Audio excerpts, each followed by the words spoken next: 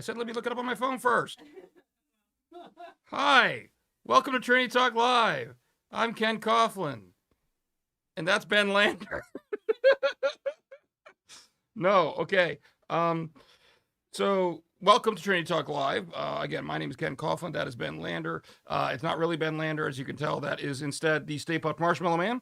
That's because we had something come up here right at the last minute, right before we were going live, that required Ben's attention. And that was, directly ministry of the church involved. So we told Ben, yes, do that first. That's important, more important than a podcast. And then he will hopefully be sneaking in here sometime in the near future. So for those of you that are joining us for the first time, if this is your first time watching the show, let me tell you a little bit about what it is all about. This is the official weekly podcast of Trinity Lutheran Church in Joppa, Maryland, as my name tag that normally take off says. There we go. What we do here every week is we try to talk about what it says there in the byline. Whatever people are talking about out there in the world around the water cooler, we try to talk about here on this show. But what makes this show unique, hopefully, is that we do try to talk about it from a particularly Christian perspective. So you're going to hear us talking tonight, hopefully not just me, because my voice has been a little iffy this week, but hopefully Ben will be in here. You'll hear us talking tonight about some of the same things that I guarantee you've been hearing on talk radio and television and everything else for the past week. Some of the stories are more general public interest stories. Some of them are specifically to relevance to Christians. But we will talk about them trying to put Christ first. In other words, how should we as Christians, if Jesus Christ really is our Lord and Savior and really is our top priority, how should we be talking about these issues? You may agree with us, you may disagree with us, but hopefully by the end of the show, you will at least agree that we have hopefully succeeded in at least that one modest goal. So I do want to let you know also that this is an audience participation program, especially until I have a better partner over here. No offense to Mr. Stay Puft, but I don't think he's going to be commenting too much. My wife probably will. She'll fill in for Ben, I'm sure, as needs be as we go through here. But you are also invited to be part of the program. And the way you do that is by commenting. Now, we are currently live streaming on both the Trinity Joppa YouTube channel and the Trinity Joppa Facebook page. I have both of those pulled up here on my computer. And so if you're watching us on YouTube, you just comment in the live chat on YouTube. Or if you're watching us on Facebook, put your comment in the comment section there on Facebook. Either way, your comment will appear over there in that box to Mr. Stay Puft's left. So you'll see it on the screen. It will also appear here on my screen. And so I will hopefully see it. If I don't, our lovely producer, my lovely wife, Mary Kay, will hold up a sign. No, she won't, because I forgot to give her the signs. So she will beat me over the head with something if she can't find the signs. It was a real frantic night tonight, folks. Telling me that there's a comment on either YouTube or Facebook, so I'll remember to take a look at it. And then once there is a natural break in the conversation, you are tethered, Mary Kay. Don't wander too far. You've got headphones on your head. She's trying to wander around the office right now looking for the signs. Once there's a natural break in the conversation, then we will work your comment or question in and respond. So I think she found the signs. You find the signs? She found the signs, or at least some of them, at least a Facebook sign. So there's more around here somewhere. All right. So anyway, what we try to do at the beginning of the show is we take comments from last week. Like I just said, if you're watching us live, we invite you to be part of the program by commenting, and we can interact with you live right here on the air. That's always really what we like to do. But if you're not watching us live, yes, she has found the signs. I see that. Okay. If you're not watching this live, you're watching this after the fact, you are also still invited to be part of the program. And the way you do that is by leaving a comment on the YouTube video. All right. And then we will take a look at those comments. And as long as they're not too terribly many, we will address those at the start of the next week's program. Or in this case, 2 weeks. We were actually off last week because it was Ben's birthday. Happy birthday, Ben. He's not here to hear that. But we will take that up at the start of the next week's program. And so I want to get started here with some comments from last week. I have them pulled up if you need me to. I'm sorry, you what? I have them pulled up if you need. Oh, I've got them here. Okay. All right, so we have some comments here from Brian Brownell. And the first one he says here is vaccine mandates are wrong no matter what the law says. I guess, Brian, I would ask what you mean by vaccine mandates. Because if you are meaning that you think it's wrong for the government to force people to receive particular vaccines, I tend to agree with you. I'm not in favor of legally mandated vaccinations. And I'll lay this out from the start. I mean, I am, and we'll talk about this a little later in the show. I am pro-vax as far as, you know, the current COVID-19 situation. But I'm also pro-freedom. And so when I kind of believe in encouraging people to do certain things, and you heard me say on the show a million times before, I'm a huge fan of the free market of ideas, and I think that's where these things should be discussed and settled. I'm not a big fan of government mandates for something that is, let's face it, is requiring you to inject something into your body. And so I'd agree with you on that. Now, because I'm pro-freedom, I also have, if you're talking about vaccine mandates, like for example, should a hospital be able to require its doctors and its nurses, etc., to receive a vaccine, especially when those that are dealing with high-risk populations? Well, I mean, you may disagree with me on this one, but in that situation, I mean, it's not government action, it's employer action, and there's a definite safety tie to it. I kind of say yes, because keep in mind, when I say an employer requiring it, an employer, it's basically, it's a job requirement. It's kind of like an employer says, if you want to have this particular job, you've got to have X degree. I'll give you an example. I'm a military brat, okay? My dad was Air Force, a retired lieutenant colonel, worked for the Joint Chiefs of Staff. I'm very proud of my father. I love him very much. He, in going through the Air Force promotion procedures, okay, he got to a point where he couldn't get promoted any higher than he was unless he got a master's degree. And so he got a master's degree because now, he didn't have to get a master's degree. It's not like the Air Force said, go get a master's degree or we're going to lock you up. You know, the Air Force is a little different because you can't just quit the Air Force like you can other jobs. But still, if it was another employer, you could always quit the job if you didn't want to fulfill whatever that requirement was. But it was a job requirement. If he wanted X, then he had to do Y. All right. And he did get the master's degree from one of the best schools in the country, I must say. Go Big Red, University of Nebraska. I need to bring Little Red in here, Mary Kay. We were talking about decorations for the set. I need to bring my Little Red in here. I'm a huge Nebraska Cornhusker fan. They are, by any objective measure, far superior to Ohio State, in case Pastor Jay is watching. So, maybe not on the football field of late.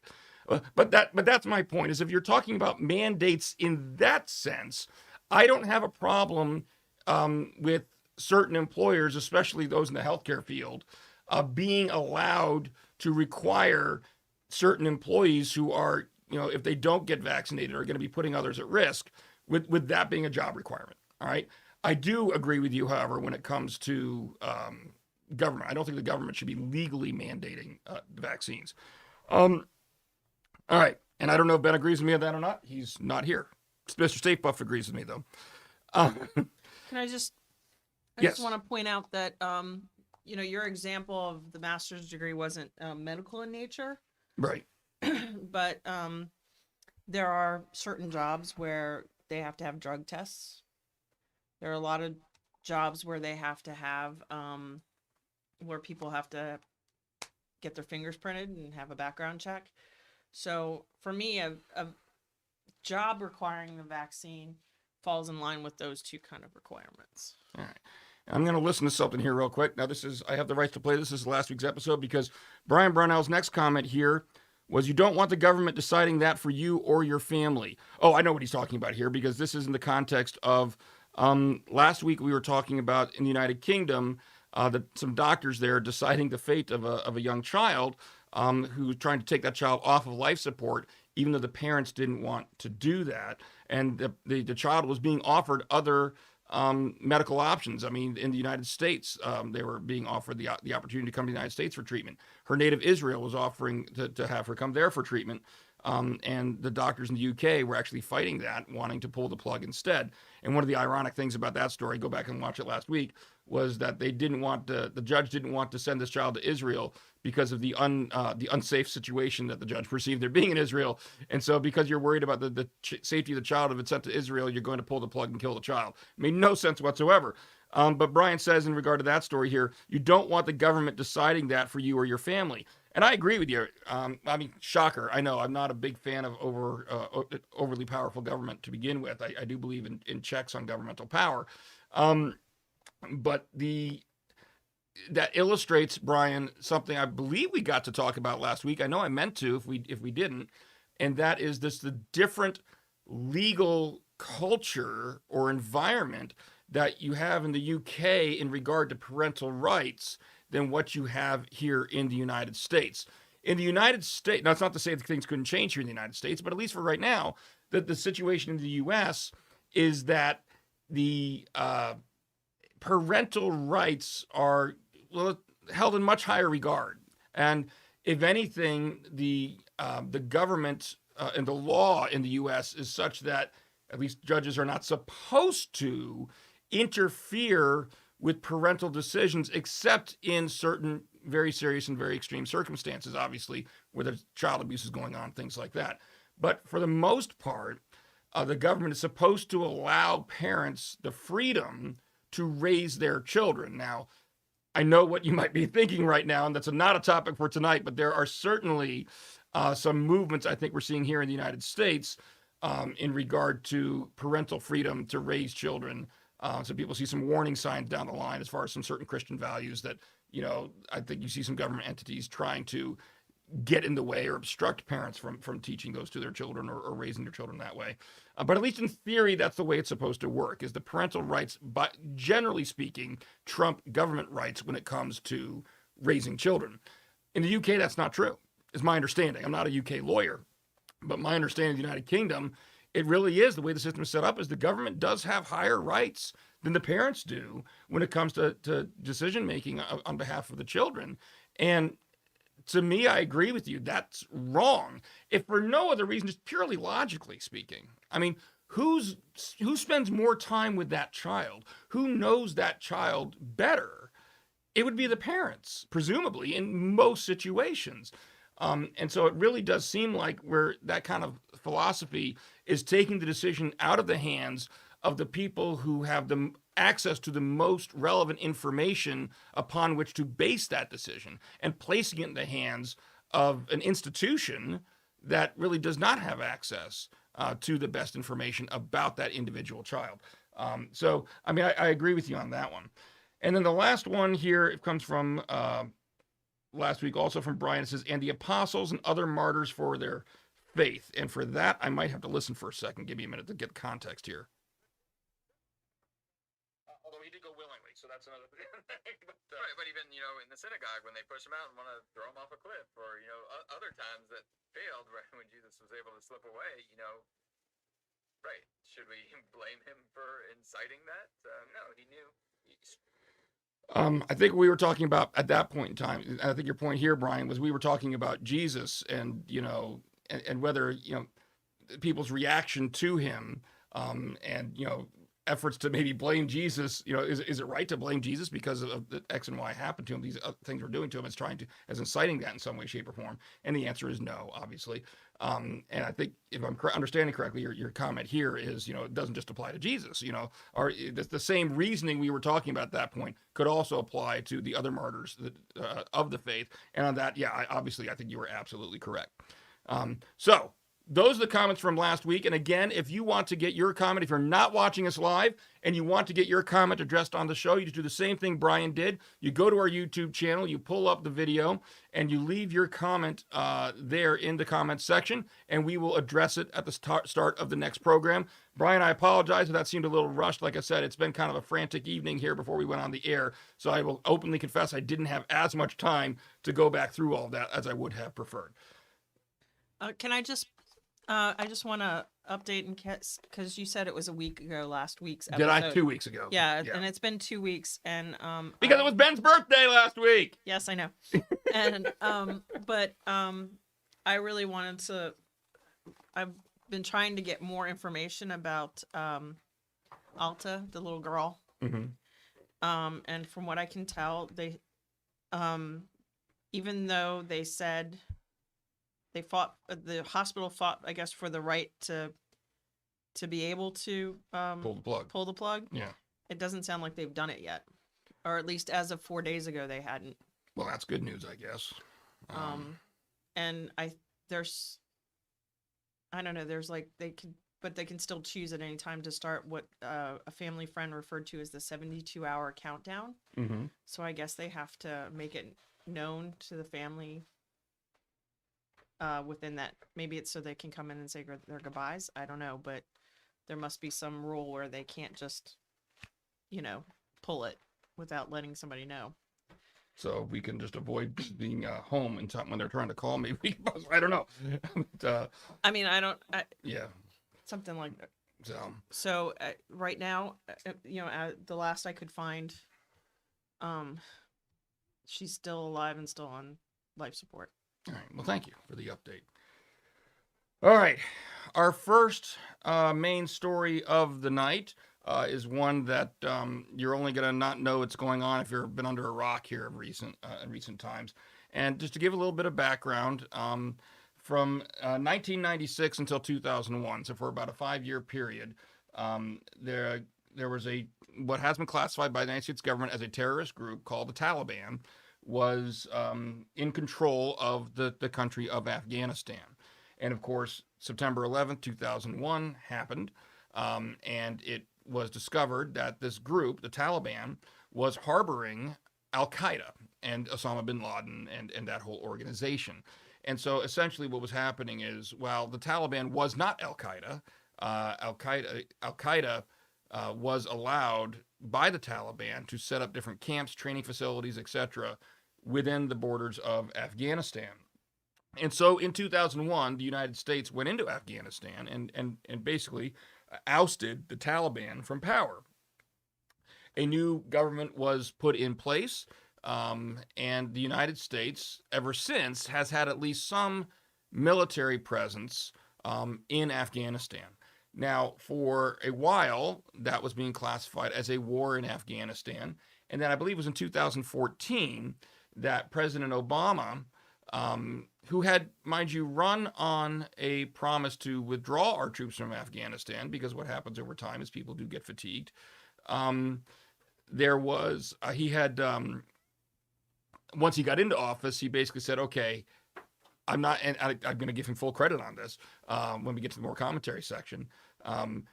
He said, we can't do a complete troop withdrawal, but what we can do is we're going to bring down the number of troops we have in Afghanistan, and our role there is going to change. Our role is not going to be primarily a combat role anymore. Our role in Afghanistan post-2014 is going to be twofold. Number one, anti-terrorism. And so we will, if we find particular terrorist cells, that the U.S. would be pursuing those and trying to eradicate those in Afghanistan. And also training. It was primarily a training and equipping campaign for the Afghan military to allow them to carry out most of the combat missions. All right. That was after 2014. President Trump also ran on a campaign promise of withdrawing from Afghanistan, got into office, realized, and then kind of went back on that and said, no, I don't think that would be a wise move. And then, of course, now President Biden, also one of his campaign promises was withdrawal of troops from Afghanistan. And what, of course, was different this time around is this time he actually did it. This just happened over the past week, or last week. President Biden, I think it was in July that President Biden actually made the promise. He said, look, by September, and I think he actually did say September 11th, somebody can correct me if I'm wrong on that, by September, we will be completely withdrawn. We will withdraw all of our troops from Afghanistan. And then they started doing. And at the time, I've heard a couple different numbers, but I believe the U.S. had about 3,500 troops in Afghanistan at the time, and then began the process of withdrawing the troops.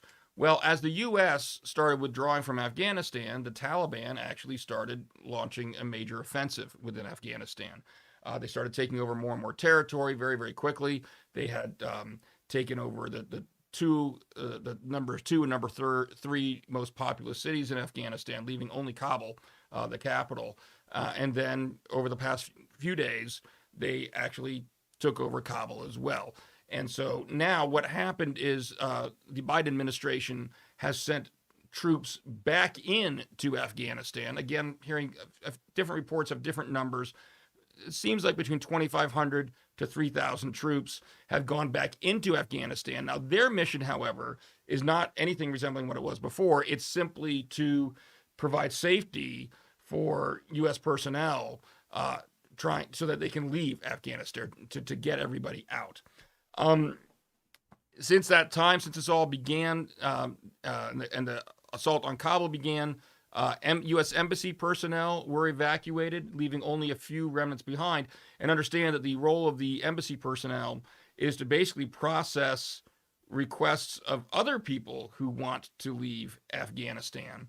And there have been a lot, and I'll get into in a little bit because I'm trying to kind of give Ben a little more time, see if he can get in here. We'll talk maybe in the commentary section here about what we've seen and what has been going on there in Afghanistan. Since the Taliban have entered Kabul. But I do want to see Tim Foster here has a comment on YouTube. He says, I did not know this, but there's a large underground Christian church there. The Christians are running for their lives. As a matter of fact, Tim, thank you for the lead in, because what I was going to say is there are a lot of different angles. Like we've only put 3 stories on the show for tonight. And I'll be honest, we'll see when we even get to numbers 2 and 3, because I think we're going to be talking about Afghanistan for quite a while here, because there are so many different angles to talk about this. I mean, there's obviously the political angle about the political decision made by the Biden administration to withdraw, whether the consequences are foreseeable, et cetera, et cetera. And I do want to get into that. But the number one, the byline of our show is, of course, water cooler conversation from a Christian perspective. And so before we get into any of those other things, I do want to talk about what this means for Christians. And what you commented here about, Tim, was actually the second thing I was going to talk about, and that is the impact that this is having on Christians in Afghanistan. The first thing I wanted to talk about from a Christian perspective about this story is how we Christians here in the United States should be, what we should be doing right now. And I see a lot of my wife's, I'm not going to tell them what you're doing. You're spoiling. Don't spoil the punchline, my lovely wife. She's doing something behind the scenes that shows she knows where I'm going with this. Lots of times when we see something like this happen, especially if it's got political ramifications and you're on, shall we say, the political side that disagrees with the political party in power that took this action, lots of times our initial reaction and our most prominent reaction, whether it be on social media or otherwise, is to throw out a very vitriolic, or even if it's not vitriolic, just very emphatic, political-based Facebook post or Twitter post or something along those lines. And like I said before, I do want to talk about those angles, and we will get there. But I think our first priority as Christians should be to pray. At this point in time, there are certainly people suffering. And again, maybe as we go through this commentary, I'm sure we'll get into this more, but, you know, obviously women's rights are a huge concern right now based on what the Taliban did the last time they were in power. And so I've seen there's video of a bunch of women on the other side of a gate pleading with American troops who are leaving to take them with them, just begging and pleading. There's been videos of people, you know, storming when American airplanes are trying to take off from the airport there in Kabul. There's video of people, you know, storming the runway to try to get in the way, to try to get on the plane. There was recently confirmed a man's body was found in the wheel well of an airplane after it reached its destination, that he had apparently, while the plane was taking off, he tried to get onto it through the wheel well to escape and perished. There's videos coming out today of people being brutally beaten. And I think what we need to do first is we need to pray for those people. I know, hey, the unbelieving world's going to look at us and saying, prayer is pointless. Well, prayer is only pointless if you don't believe in an all-powerful God, which I do. Prayer is never pointless. I can tell you countless times in my life I've seen prayer answered. All right. Now, of course, it's always up to God's divine plan. You know what gets me about this? You were talking about women's rights, and it made me think of Malala, the 15-year-old girl who got shot by the Taliban because she was trying to stand up for her rights to get an education as a woman, and well, as a female, because she, and our son just read in 8th grade. He read the book I Am Malala, Yeah. which is her writing about her situation, and now to know that I don't remember if she was in Afghanistan or she was in another Middle East country, but to know that at least in Afghanistan, anything that she worked towards is now just gone. Yeah, and that's happening now. I mean, there've already been stories coming out of Afghanistan of women who were in school, for example, showing up to school and being sent home, and so told to go away. There's reports of women, showing up for work and being told to go home. I saw one still picture, and I can only tell you what I saw reported about it. I can't tell you that this context that was reported was accurate. I've just seen the image. But of a woman who was shot and killed. And at least what was reported was this was a woman who was caught not wearing a burqa. And she refused to wear the burqa, and then she was executed by the Taliban. I don't know. I can't confirm that was actually accurate other than just seeing like I said, I saw the story out there. But with all of this going on, I think, and this is, and to Tim's point, talking about the underground Christian churches, which we'll talk about in a second, this type of these types of things that are happening whether you're to Christians and non-Christians alike. I mean, if you don't support the Taliban, there's people who worked as translators for the United States forces who were left behind, who are now supposedly being beaten and tortured. So the first thing we should do as Christians is hit our knees and pray. And so that's kind of how I wanted to start out this more than anything else. Moving on from there, I want to get to Tim's point, and Tim has another comment here. He says, this was just quoted by the Taliban to Afghan Christians. We know who you are, and we're coming for you. I'd be interested, Tim, what your source is here, because, and the only reason I'm asking is because we're already seeing the Taliban leader, whose name's escaping me right now, I apologize, who came on publicly yesterday and gave kind of a press conference. And he was asked at that press conference what he was going to do to ensure women's rights and where women were going to stand in this new rule of the Taliban. And he tried to capture it in such a kind of a reassuring way and says, "Oh, we believe in women's rights. We believe that women will have rights under here." But then he kind of put the caveat on there, that's basically within their interpretation of Sharia law, which, if we know about the Taliban's interpretation of Sharia law, women really don't have rights. So it's like we have rights. They'll have rights within this interpretation of the law that says they don't have rights. The other thing I want to make sure we emphasize here, though, before we move on, is and I'm trying to be very careful here to speak of the Taliban, not Muslims, not Islam. All right. Now, obviously, I don't agree with Islam. I'm a Christian apologist. I believe that there are logical and inconsistency problems with the Islamic religion. That being said, I want to make sure people don't take what's going on with the Taliban right now and use it as kind of a blanket, oh, look what all Muslims are like, because I got news for you. Most of the people they're persecuting are also Muslim. All right. And so there are variations within Islam, obviously. And many of these people that we can and I believe should be saving are still practitioners of the Islamic religion, just not obviously of the extreme brand that the Taliban is practicing and trying to enforce. So I'm just going to encourage people to try to speak as specifically and carefully as we can when we're talking about this issue. All right. That's just good practice all around. As concerns the Taliban, however, they have been very public on record about what their stance are and what their interpretation of certain things are. So it would not surprise me, Tim, what you're saying, because the Taliban certainly does have a longstanding history of persecution against Christians.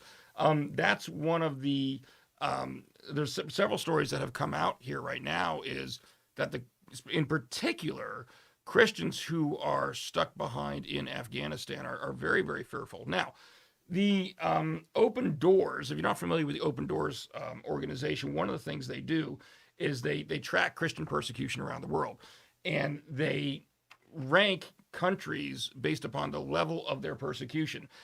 I think we're about to get a step up in co-hosting, or step down, depending upon your interpretation. You don't have to be quiet. Everybody knows. Okay, can you fit in? You got to break the illusion here. All right. Sorry, Mr. Stay Puffed. You're done. So here we go. All right. Apologize, everybody. You don't need to apologize. Hey, close the thing behind you so you don't completely ruin the illusion. I don't know if that's even on camera, but so anyway, you'll catch up. We're talking about Afghanistan. All right. And just quick. I mean, I kind of gave the lowdown on what's going on there, and I kind of talked about, for starters, my position anyway. Before we get into anything else, there's so many different angles we could talk about it. We're going to be talking about it a lot tonight. You know, there's political angles, which I do want to go into, but I said, because we are a Christian show, the first thing I want to talk about was the Christian perspective and how it affects Christians. Twofold. The first thing I said is Christians here in the United States and how we should be responding to it. And I said, really, the first thing we need to do is pray. All too often, you know, our initial reaction is almost like a political one, where we lash out, and we need to first focus on those people who are suffering and pray for them. And then we were just shifting into some of these stories you shared now about the Christians who are there in Afghanistan and the fear they feel. And what I was just quoting from one of these articles about Open Doors had already ranked Afghanistan as the second worst persecutor of Christianity even before the Taliban took over. Right. And so that's not a good sign afterwards. You are now caught up, and now you get to talk, because I've been talking all this time. You have, I think, what do we got? About 20 minutes of just Ben now. I don't know if I have 20 minutes of just me and me. But just so you know that Tim Foster has commented a couple times once about the large underground Christian church that are there, and that supposedly, and he hasn't. We've asked for a source. I don't know if he's if he heard us, but that it was just quoted by that the Taliban to Afghan Christians: "We know who you are, and we are coming for you." Oh wow! Is the message that has the been Taliban sent. leader. I don't. Well, I just said that sounded kind of. I just was a little not surprised that they have that sentiment, because that's consistent with their history. I was just a little surprised because, from a political standpoint, that the Taliban leader, whose name's escaping me, who just gave a press conference yesterday trying to convince people that they were really going to honor women's rights, but it was with the caveat of within how they interpret Sharia law, exactly. which is that women don't have any rights. So, and the other thing I did is I did also encourage people. I said, I'm trying very hard to make sure that I'm speaking of the Taliban, because I think that a lot of people will take this and just say Islam, Islam, Islam. Yeah. And that's for these people that are being persecuted, by and large, are practitioners of the Islamic religion. While I don't agree with Islamic religion, I also don't think they deserve to be tortured and killed, you know. Well, and according to the Taliban's belief, it's a very extremist form of Islam, and so anybody who does not hold to their interpretation of Sharia law is an infidel. So that includes Muslim believers who don't hold to that strict interpretation, as well as Christians. I just don't want to be. I don't want Christians to be responsible for fostering false information. You know, is that you don't paint with an unnecessarily broad brush. You know, correct. Not. Muslims, by and large, are not the Taliban. We still disagree with them, obviously. They do not have the truth. There's only one truth, and that's Jesus Christ. But they're not all the Taliban, so let's not make an equivalency there. True. If you saw this guy's name, would you be able to? If I saw the press conference, I would, but don't worry about it right now. I'm not sure. Yeah, there's like 'Cause Abdul, I know is one of them, Abdullah, but I don't think that's the leader of the Taliban. That was somebody. Amir Amu, I don't know how to pronounce it. I mean, But I'm sure yeah. you could Google the press conference and find it. He just gave it yesterday. But no, I would like to kind of just piggyback on what you have been saying as far as, typically when we think of the Christian response to things like this, when we think of a Christian response, we're very egocentric in terms of, in America, at least. We tend to think of the American Christian church when we forget sometimes, or it's placed in the back of our minds, that there are other Christians in other countries. And even though in Afghanistan, there's conflicting reports because they've had to go underground so much in the last 20 years. Now that's been better, I think, as opposed to when the Taliban was in power in the 90s. When the Christian church was underground, that's been relaxed now in the past 20 years. But now we're going to see, I think it's no surprise to anybody, a return to that underground movement. But even in those past 20 years, there's been reports saying, it's very hard to get a definite number of Christians in Afghanistan simply because it's been, even before the Taliban took over, like you said, that it was the number 2 persecutor of the Christian faith. But now with the Taliban's takeover, it's going to be more overt, I believe. At least, that's kind of the prediction that we're seeing. There have been some reports here of, as far as, the one, I don't know if you got to this article about specifically what it means for Christians and women, I think, are the two Dude, we're literally open groups. to the same page, right? Okay, there you go.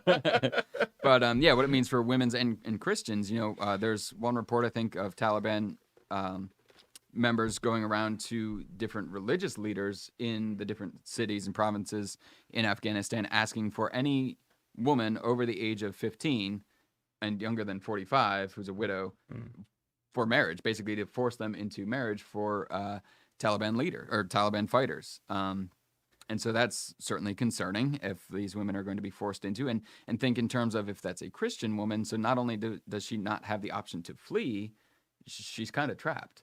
And so, so I like this one article. It talks about, different ways to pray. I think the first and foremost thing, like you said, kind of hit the nail on the head, is we have to pray. We have to show support of our Christian brothers and sisters around the globe, especially right now. The urgency is for our Christian brothers and sisters in Afghanistan. Pray for wisdom. I like, they say, pray for wisdom for those Afghani brothers and sisters deciding whether or not to flee. Some have said that they won't flee purposely. Some have said, there's a quote here, they're choosing to stay, to be a lighthouse and minister of the gospel despite what they know is coming. And I thought that was just so poignant, because I don't know what I would do in that circumstance. Faced with that, knowing that level of persecution, would you stay and choose to be a light? And knowing that God works, the old quote that the blood of the martyrs is the seed of the church. But man, that takes some serious conviction, some serious faith and courage. And some serious reflection. I mean, I don't necessarily think God is calling everybody to do that. Right. And so I don't fault people if they wanted to flee in those circumstances, certainly. Yeah. But you're right. I think there are certainly people who have been called. I mean, Paul went through quite a bit himself, as I recall. And, and so there certainly are people who are called to do that. And you're right. It takes an amazing faith that is, amazing. My wife passed me a note. She believes it might be Zabihullah Mujahid, apologies, who was a spokesperson for the Taliban. That name looks familiar, so that may be the one who gave the press conference that I'm thinking of. So yeah, I mean, we have to pray, and maybe I'm kind of transitioning some into the political angle here, but lots of times when we have groups, whether they be Christian groups or even just general relief, and Jeanette Harrington here is giving us some praying hands on Facebook. Thank you, Jeanette. Thank you, Jeanette. Lots of times, if we immediately want to say, well, how can we provide relief? And I will say that one of the comments from President Biden in one of these articles says that Biden says Afghanistan war was a lost cause. We're going to talk about that in a minute too. I want to hit on that one. But then it says vows to continue aid and diplomacy. I will say in regard to diplomacy, since when has the Taliban ever showed a willingness to engage in diplomacy? I mean, Yeah. yes, they have sat down to the table before, but let me rephrase that.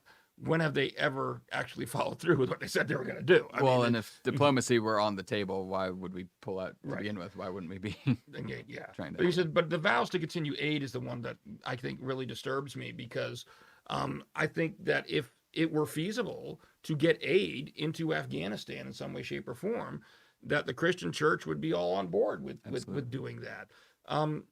Unfortunately, because of the way that we just completely pulled out with no presence there whatsoever anymore, and no presence in neighboring Pakistan or anything like that, that there's really no feasible mechanism in place to get aid into Afghanistan. And that's why I think prayer is so important, because not only is there no way to get aid, but there is also great need. According to the UN, I think they said roughly 50% of the Afghan population is in acute food insecurity. So food is scarce, resources are scarce. And so they have large need, but due to the corruption in politics, we've spent however many trillions of dollars over the past 2 decades pumping it into the infrastructure and government of Afghanistan, only for it not to trickle down to. I'd heard a report that some of the Afghan fighters hadn't been paid in several months because it just hadn't gotten down to them from the top leaders. And so it's in some regards no wonder why they would choose to step down and not fight when they're not being taken care of. They're not being taken care of. Tim Foster also says here, James 5:16b, the effectual fervent prayer of a righteous man availeth much. Amen. Amen. Yeah. Absolutely. So my first thing is I do want to encourage any Christians who are looking at this topic, who are discussing this, that this be our primary focus. If people are going to look, and I'll be honest with you, I do want to get into some of the other more political issues here in a minute, because I think it's important to see how Christians should talk about those as well, so that we can engage in that dialogue in a meaningful, productive way. But like it or not, you gain, not this is why you do it this way, but you gain credibility in those conversations if people first see where your heart is. Absolutely. And so you don't lead with that other stuff. Otherwise, people's walls and defenses are going to go up and it's going to become antagonistic. Lead with love. All right. And then you're in a better position to have your voice heard on some of these other topics. So yeah, people don't care what you know till they know that you care. Yeah, exactly. So I do. Okay, now I want to go into what I talked about a second ago. All right, and that was this article, just this headline. Biden says Afghanistan war was a lost cause. And I've seen a lot of comments like that. We have another comment here on YouTube. I'm going to apologize if I'm mispronouncing it. Is the L silent? Is it Jupcho Surlov? Hopefully I got that at least close to right. Says, I'm supposed to be God save the innocent. Amen. Absolutely. And then Tim Foster again. Well, I'm assuming you're responding there, Tim, because you just said God will save the innocents. I think that's what he means. Yeah. Yes. Yeah. And so amen. Absolutely to that. And this also illustrates the importance of us as Christians always having that eternal perspective. Yes. Because there's going to be, and we're seeing here in Afghanistan right now, clear exhibitions of evil. I mean, evil exists in the world. It does. And it's going to exist in this world because we live in a fallen world, but we can't. One of the key ways that I always come back to, how do you deal with that from an emotional standpoint, is I think what troubles people, whether they realize it or not, a lot about evil, is when they're looking at it from an earthly perspective. They see that all this evil in the world, and if you only focus on this life, then the amount and quality and quantity of that evil can seem overwhelming. Sure. But if you keep an eternal perspective and realize that this life is not all there is, and look to what eternity is described as being like in the Bible, then yes, this evil is here in this fallen state while we're in this fallen age, but it becomes so much lessened and compared to eternity. And I think that's the key, perspective, like you're saying, and that's the perspective, as you brought up before, that Paul had, that you can look in the face of abject persecution and declare, for me to live as Christ, to die as gain. And so for these Christian brothers and sisters in Afghanistan, say, for me to live as Christ, and if I die, it's gain. So that's sincere faith. Yeah. So, going back to what I was bringing up here, and this isn't just the president's comment. The president certainly made it about the Afghanistan war was a lost cause, and we've seen that in other contexts as well. I guess my response to that is kind of in form of a question. What was the objective of our presence in Afghanistan? Because when you say it was a lost cause, I think you first need to define what the objective was. What was the cause? What was the cause that you're claiming was lost? And I think that's where a lot of this has kind of gone off the rails. Afghanistan was not a lost cause. I got news for you. And you know how I know that? The proof is in the pudding. All right. The U.S. pulled out, the Taliban moved in. All right. When we first went into Afghanistan in 2001, the objectives that were defined at that time were twofold.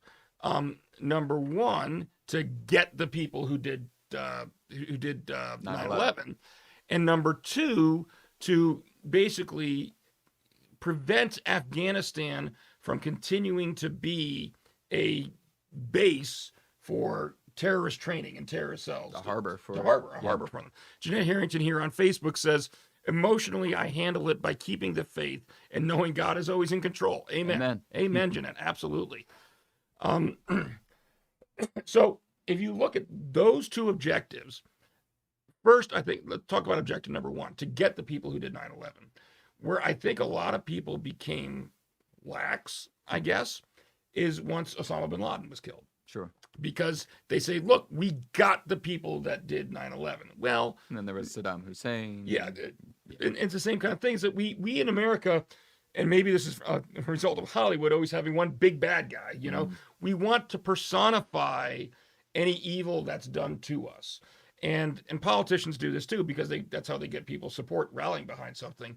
And so they rallied behind this figurehead of Osama bin Laden. But while Osama bin Laden was the leader of Al-Qaeda at the time, he was not synonymous with Al-Qaeda at the time. And so even getting rid of Osama bin Laden did not get rid of Al-Qaeda. Al-Qaeda still exists today. Now, in lesser numbers, which gets us back to objective number two, to prevent Afghanistan from being used as a base, a harbor, safe harbor for these groups.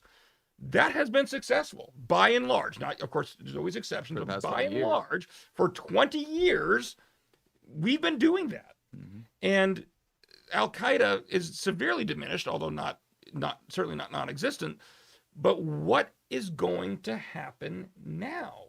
Now that you've basically, and frankly, if you want to define Afghanistan as a 20-year war, then I think you also have to say that we lost.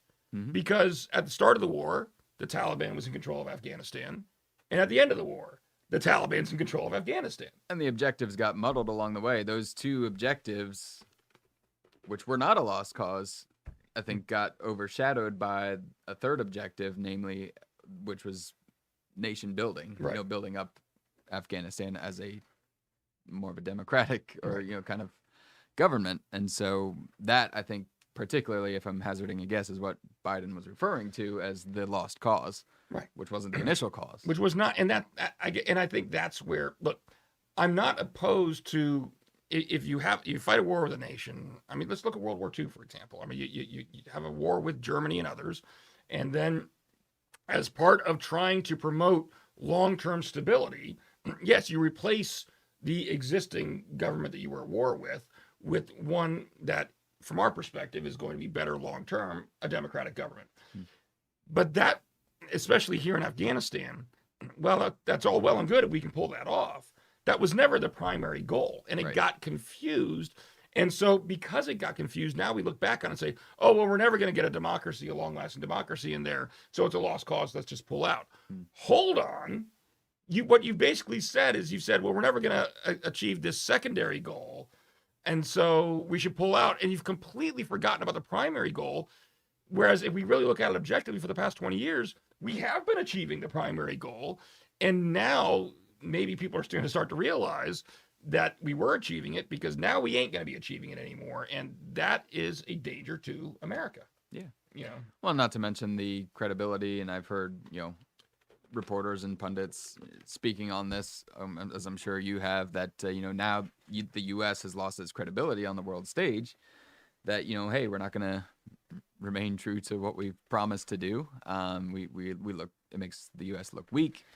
All of those talking points that we can get into, but you're right. I think that secondary goal really was confused for the primary.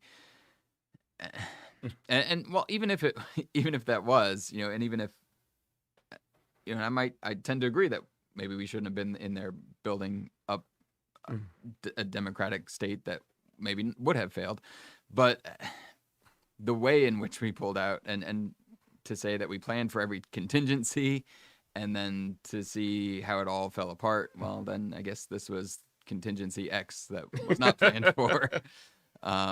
Yeah, it just doesn't. It's not a good look. Well, that's kind of a segue into the last thing angle that I thought we could go into here, because what I was talking about as far as the different goals really speaks to, in all honesty, whether we should have pulled out in Afghanistan. Period.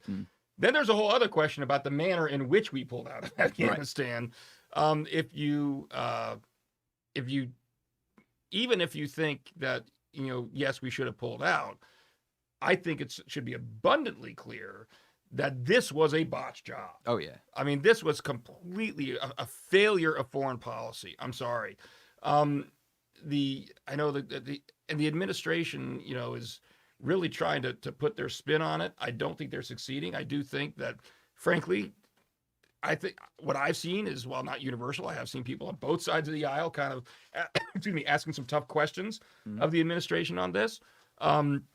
And it's there clearly was no, while they're trying to say, oh, we plan for every eventuality. In me, that backfires. Like the president did say at one point that, I can't remember if it was him or his press secretary who said this, actually. I might have to backtrack there a minute. Who basically said the president has contingency plans, like you were saying, for every eventuality, including this one. Mm-hmm. If what we are seeing play out is your contingency plan, then that's pretty darn poor planning, Yeah. So, see, I think that kind of backfires on you to try to say, oh, this wasn't unexpected.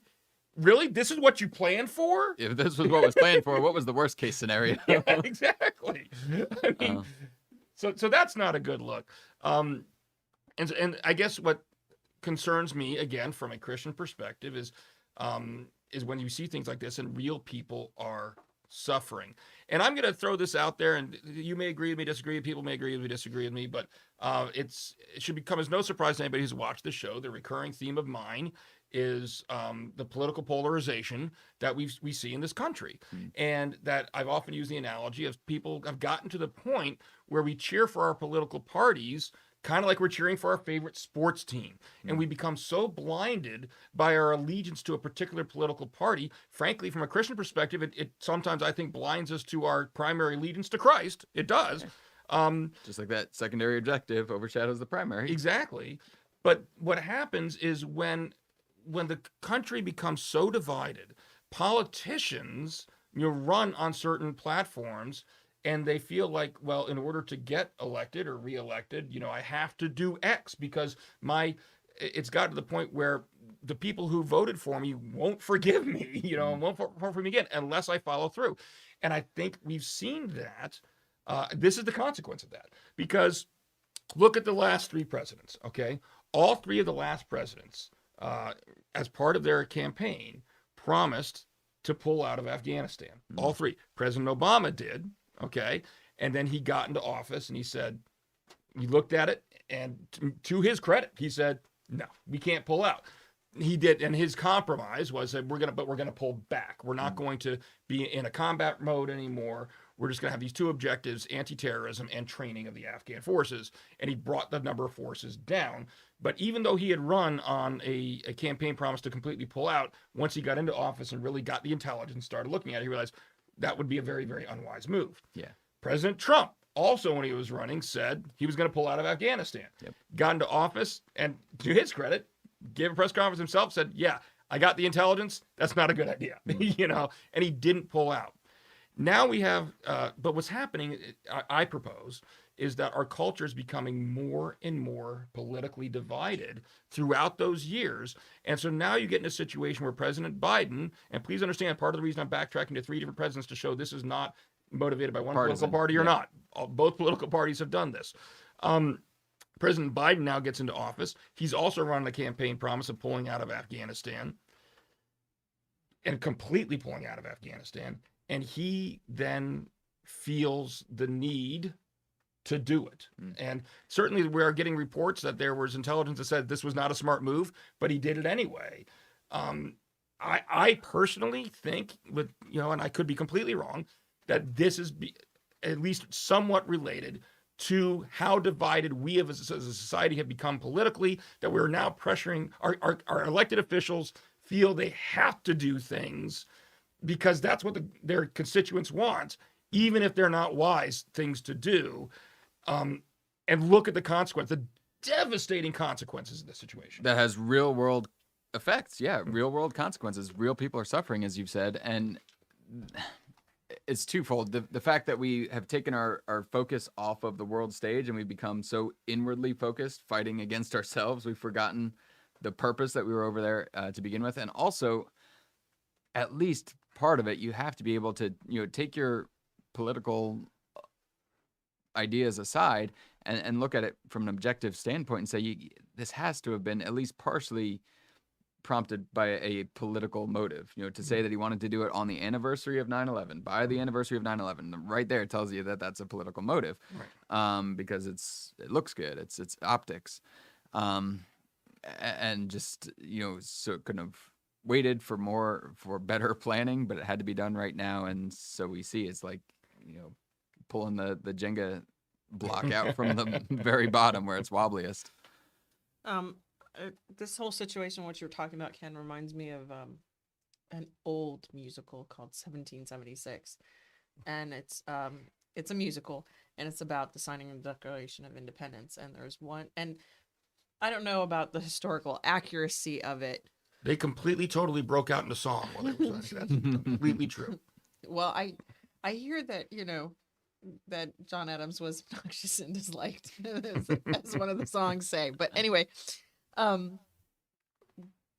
I don't know what all the little stories that you get out of it, how accurate they are or not. But there was one politician, one guy who came to represent his colony, and the legislation of that colony was against seeking independence from England. And there was a very all or nothing kind of situation here. So if they didn't get every single one of the colonies to back them, independence was off the table. Off the table. So his response during most of the time was, this is what the people I've been sent here to represent want. But then eventually, as the musical goes on, he finally decides that he's got to do what's right for them, not necessarily. He's got to be the more parental figure where your choices are not made based on their wants and desires necessarily, as much as what is best for them. Well, and there's danger in that. I mean, this is a tough question. It's a balancing act that every politician has to face. You get some deep philosophical questions about what's the role of a politician. If you're elected, are you elected just to do the will of your people, or are you elected to do what's in their best interest? And I will say this: we are a republic, not a democracy, and so I don't think it's as clear cut as just saying, "Oh, you just have to do whatever the majority of people in your district want," because individual people do not get a vote in our government. That's not how it works. That's a democracy. We're a republic, a representative republic. I think a wise politician, balances both. They do want to try to represent what the desires of the people, but when the people don't have access to the full information, like they wouldn't here with intelligence reports and everything like that, then they do have to be willing in the appropriate circumstances to substitute their own judgment.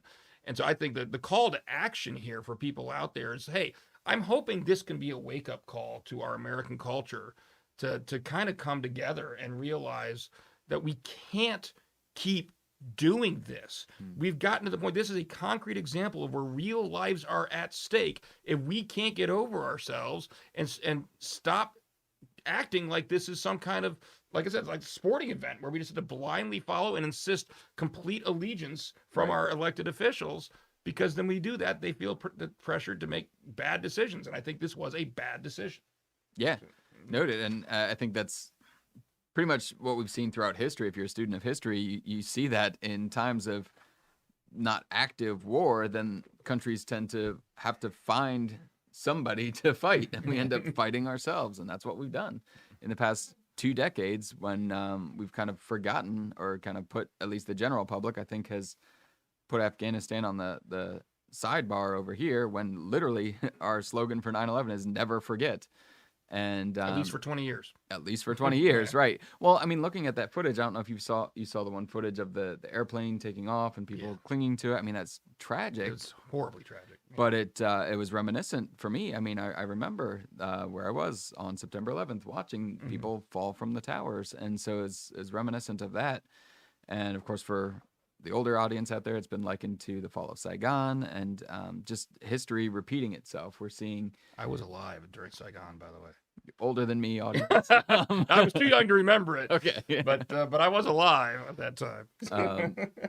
Yeah, and this is what happens. You know, it's that old adage, but it becomes cliche for a reason, because there's a little nugget of truth in there, is that people who don't understand history are doomed to repeat it. And so I think we're seeing this play out where, yeah, we do have to get over ourselves. But where do we go from here now? Because now there's a whole other angle of course, the UN is involved, and what happens if the Taliban sets themselves up as the legitimate source of authority here, and wants a seat of, do they want a seat on the UN? How do we respond to it now? And I think there's, unfortunately, it's a hard road ahead from that. We're going to see how it plays out, and we're going to see the consequences of this action. And you know, one moment you want to believe the press conference that, you know, oh, things are going to be different this time around, but we've already seen, you know, video evidence that that's just not happening. That's not the case. And so there's no reason, I think, for optimism except in Jesus Christ and his return. Amen. That's where we get our hope from. Do you think, you know, a lot has happened technology-wise in the last, 20 years. There was if a reporter couldn't get in there and find out what the real story was, then you weren't getting the news. Do you know what I'm saying? Mm-hmm. And now everybody's got a camera. Everybody's got a camera on their cell phones. That didn't happen. That wasn't true necessarily. That wasn't true. 20 years ago. You do have to be careful though, because yes, everybody has a camera, but the cameras that whatever somebody chooses to shoot doesn't always show context. You're still a victim of when they chose to start shooting and when they chose to stop, and what they chose to show. And all I get that, but do you think that the Taliban as a group needs to remember that, because it's not like they're going to be able to hide? I don't think the Taliban cares. I mean, there's been reports of civilians recording things on their phones, and soldiers have come up and just broken their phones. Yeah. I mean, sure, they don't. They're going to try to oppress people from getting the word out. But I don't. Yeah, I mean, look, the history of the Taliban is that they'll come out and they'll make a public statement and they'll act like, oh, we want to be considered a legitimate nation just like everybody else out there. But then they don't follow through. I mean, they just don't do it. And so ultimately, I don't think, based on history, prove me wrong, Taliban, but you're not gonna. I'm sorry. I mean, but their history is that they just don't give a flying fig what people think of them. They're gonna do what they're gonna do. All right, we, I think, are in a position where we can move on from this story. Hopefully that gives a lot of different perspectives on the story. From a Christian perspective, you can agree with us, disagree with us, but hopefully we try to put Christ first in it. And we'll move on to our story number 2, which is about Facebook, where we are currently streaming. Yes. Yeah, so that's one of our places we're currently streaming. We previously, had little bets going on about whether YouTube was going to take down our stream when we were talking about them. Now we'll see what Facebook does with it. So anyway, this isn't necessarily an overly negative story. We'll see where it goes. But Facebook is, like many other things, a business. And they have seen a business opportunity. Now, they actually started before COVID, but especially since COVID, they have seen dollar signs in their eyeballs being brought to them by the religious community, not just Christians, but, obviously largely Christians here in the United States.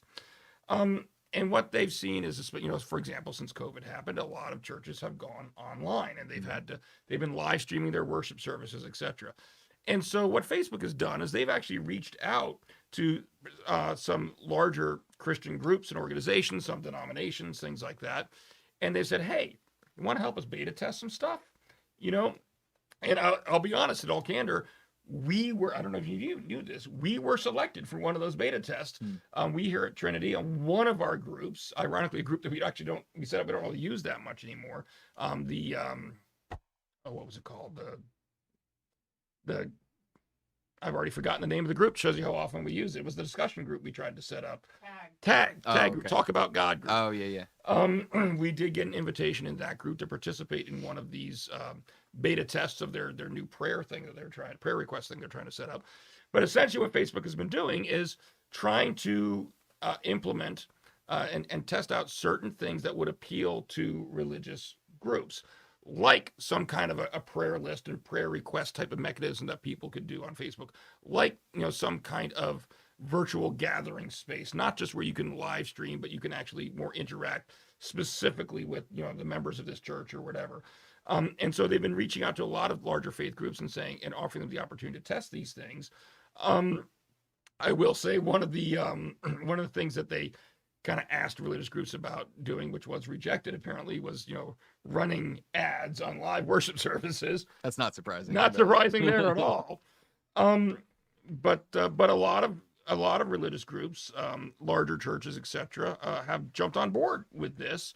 Not just Christian groups, but other ones as well, and have entered into agreements with Facebook where they basically are agreeing to allow their pages to be used as testing grounds for these services. And all the while they really don't seem to get anything out of it. I mean, we weren't offered anything, I'll tell you right now. And so they still, Facebook still owns the intellectual property to all these things that actually get developed. Now, in the article that we read here on it, like one of the comments that this author made was essentially that, well, two comments. They said, one, they think that Facebook's efforts to reach out and court faith groups might be seen as it trying to repair its image from some Americans who have lost faith in Facebook, and no pun intended, and actually think it might be, anti-religion, or anti-religion platform. But then they also say, but the flip side of the coin is, and this is where you love these. This was a New York Times article, that but Facebook also might be criticized for doing this because it's been criticized in the past for its role in helping spread disinformation, and is this really kind of feeding into that, allowing it to be used to spread more disinformation? So anyway, that's kind of the outline of what's been happening. What say you? I'm hesitant because if Facebook's track record is any indication, then I mean, they're a business. They're gonna want to serve their bottom line, their shareholders, and so they are. And I think it even points to that in this article that ultimately they are subject to the changing wind of the culture, the changing wind of what's convenient and what's going to bring them revenue. And if a particular faith group that they have a partnership with is no longer conducive to their bottom dollar, then they're going to cut them out because at the end of the day, they're still a business. And so I'm hesitant to see where this goes. I mean, yeah, it's a platform and it's being touted as, look, we've got the same goal in common. Facebook's about connecting people. Churches are about connecting people. Well, there's a major difference, and that's our faith in Jesus Christ and being held to certain standards of morality, at least in the Christian church. Well, I mean, all religions tend to hold to some sort of standard. But I guess it remains to be seen what this partnership will look like. But I don't know. I don't have. I'm not gonna bet too highly on it. No, and I'll be honest with them. When we got a notification on our Facebook account, it really was, would you like to use this feature? There was no, at least as we were approached, it seemed a little bit different from what is described almost in this article, where this article almost seemed like it was a two-way street. Like there was a formal agreement between Facebook and like Hillsong, for example, to cooperate. We were never asked. We were never sent any kind of formal agreement. Or Yeah, anything. Hillsong had to sign an NDA. Right. And we were just said, hey, do you want to try to test out this prayer feature? And honestly, I don't remember what we said, yes or no, because we don't really use the group anymore. Yeah. So, and it was only offered to that particular group, not to like our main page or anything like that. Are they still in the beta testing phase? For a lot of these things, yeah. Yeah. Okay. So I guess the question is, are they, in order to then use them, are faith organizations going to have to pay extra? Like, is it going to be a Facebook premium? Well, account? from what? And then funny- the question is for me is then, are each of the members, in order to use it, going to have to then? Funny you should mention that. Well, there are Pay some money? features that it talks about, like a subscription plan where you pay $9.99 a month for a direct letter or mailing list from the bishop or whatever Right. of certain I mean, here's denominations. here's the problem. For those of you that are, I don't know how many people are familiar. You know, if you watch our show, you may be, into the YouTube culture. You may not be. But needless to say, our program here is not your typical. Our channel is not obviously your typical YouTube channel. Although I'm very, very grateful for how God has blessed this channel, because compared to many churches out there, we have been blessed with an outreach opportunity that a lot don't have, and so I'm very, very blessed by that. I think we're very blessed by that. Here's the thing. Facebook, and I said this in the message I gave this past Sunday, that the world is changing and people aren't necessarily gathering in person as much. They gather online. Places like Facebook, like Twitter, like Instagram, like TikTok, this is where Reddit. people are, Reddit, yeah, this is where people are interacting, all right? And so I do believe that we as the church should be trying to get the gospel into those forums. I mean, if that's no differently than, Paul goes to talk to the Areopagus, because that's where the people are. That's where they're talking. So let's go talk about Christianity. Right. All right. Facebook is the modern day Areopagus. I don't even know anything about the Areopagus. That was laughable. The Areopagus is where the scholars came together to discuss, high thinking kind of stuff. Facebook is the gutter area. Yeah, gutter area. Axe humor. ACTS humor. Yeah. So, anyway, so I do think that, we do need to have a presence there. The church should have a presence there, and we need to be talking about how best to reach and spread the gospel on these different platforms, because every platform is different. That being said, we also need to be careful, and this is something, honestly, we've struggled with on this channel. Do we monetize some of our content? Yes. This show is monetized, okay? Do we want to try to make some money to help support the ministry? Do we monetize our worship services? Not when they're live, Right. and because you don't want, if you're tuning in to watch a live worship service, you're not going to have to watch commercials in order to praise God. And that was one of the features. And that's one of the features. Yeah. And that's on YouTube, for example. It is very common to have what are called like Patreon pages. All right. And it's not exclusively YouTube. Patreon is its own thing, but a lot of YouTubers have Patreon pages. Other people have Patreon pages. And what Patreon is basically like, okay, you can watch some of our content on our YouTube channel for free.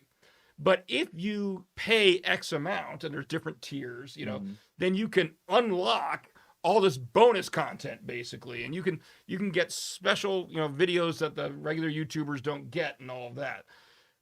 When I highlighted the same thing that you were reading from that Mary Kay was talking about, because that sounds like Patreon basically. They decided to try 2 Facebook tools, and one of them they say are subscriptions, where users pay, for example, $9.99 per month and receive exclusive content like messages from the bishop. I mean, that's Patreon, is what it is.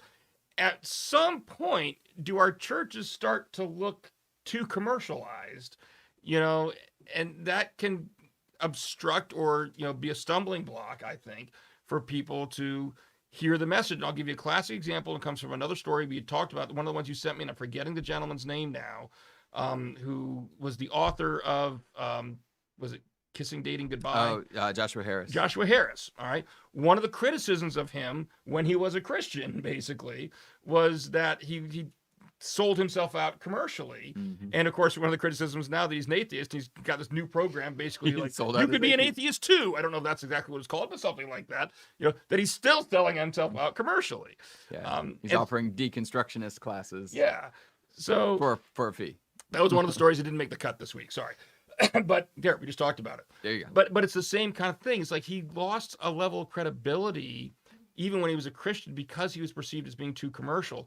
And so that is one of my concerns when I see this. And just going back to what we talked about with our previous story with Afghanistan, you want to make sure that first you talk about that people know where your heart is, right? And so if all they see, the very first thing that pops up is ad, send us money, pay for this subscription, whatever, you're watering down your message. You're going to, lose the message. And it's kind of like losing the sight of the forest for the trees. Yeah.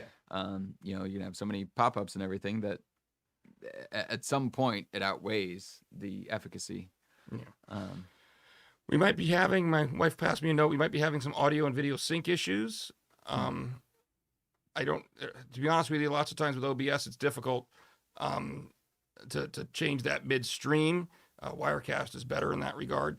But if somebody's still watching us and want to let us know, that you might be right. It might not be OBS. There's a storm going on outside, so and the internet connection here isn't always great. And with we actually, How was that?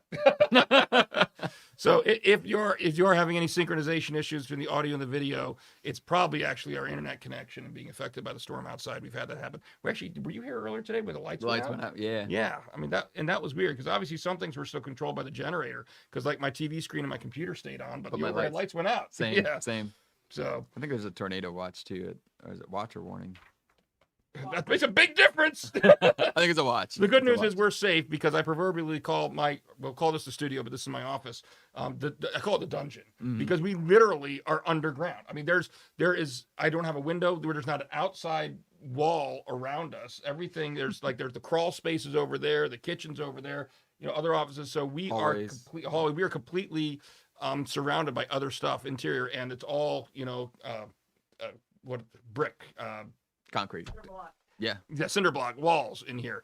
So if we get taken away to the land of Oz, it's going to take a pretty powerful tornado to reach us in here. So now that doesn't mean that everything couldn't collapse around us and we get trapped. But hopefully, as long as we keep internet access, we can tell you if that happens. So anyway, and there was another thing in this article before we move on to the next one that I wanted to highlight because it illustrated the risk of sounding commercial. And this was a quote. And to his credit, he realized what he said as soon as he said it. Oh, the very end. The Yes. gentleman from Hillsong, Atlanta. He says, "We have never been more postured for the Great Commission than now." Mr. Collier said, referring to Jesus' call to make disciples of all nations, is the article. He's partnering with Facebook, he said, to directly impact and help churches navigate and reach the consumer better. And then he backtracked. Yeah, consumer isn't the right word, he said, correcting himself. Reach the parishioner better. Oops. Little slip of the tongue there. Pardon me, Mr. Freud, your slip is showing. But that's the danger, is if we start to look too commercial, then the gospel gets lost. People look at us as another form of entertainment. Yeah. Someone competing for their entertainment attention. I think it deserves to be said also that even if this is the best idea since sliced bread, it also remains to be stated that it doesn't outright replace in-person gatherings. Yes. And even if you're not running a single ad on anything, that's true. I mean, Jesus said to gather. Ryan said this in his message a while ago, which I thought was very, very valuable. Look, I'm the media director. Mhm. I love this tool. If it weren't for this kind of outreach, I wouldn't have a job. All right, well, I might have part of a job because I'm also legal counsel, and the director of international programs, but I wouldn't have as much of a job. But it is just that. It's a tool for a certain purpose, to satisfy a certain purpose. It's an outreach to people who aren't connected here with Trinity. It's an opportunity to reach people around the world. And it's certainly an opportunity for people who, just can't physically for one reason or another can't get in, homebounds, or people who are on vacation. I mean, one of the best things about online ministry I found is that when people go away on vacation, they don't lose connection with their home church. You can watch it online. That's great. But none of that is a substitute for gathering in person if you're able to do so. Right. Actually, what the NALC, which is the church body that we're a part of what they're in discussion about right now is still focused around the sacraments, and virtual versus in person and all of that, the discussion around that. There are certain things that you just can't get virtually. Not to say that it's not great, that it's not a good outreach tool, but there's something about being in personal fellowship, face to face, and the sacraments and laying on of hands. And there's certain things that you just can't do through a screen. Can you lay on hands during COVID? Sorry. Laying on 6 foot away hands. All right. So let's move on to our final story of the night, and I'll just introduce it because you weren't here at the beginning, so we never got to decide who was introducing. That's okay. I story. figured it's the only one left. Yeah, it is the only one left. But this is well, you want to? You can go ahead and introduce it. Sure. All right. All right, this is the Allison Mayer segment. So shout out to Allison Mayer. It's our last story she sent to us, and we weren't able to get to it last week because we weren't Didn't have a on show. air. Yeah. Because it was Ben's birthday, Yay. which I've said 3 times now to the show, but you weren't. Oh, I missed the first 2. Still not. We all wish you a happy birthday.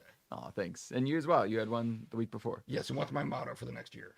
Still not 50. There you go. Mine is still not 40. Shut up. Anywho, this article that Allison sent to us, it's from the Daily Signal, and in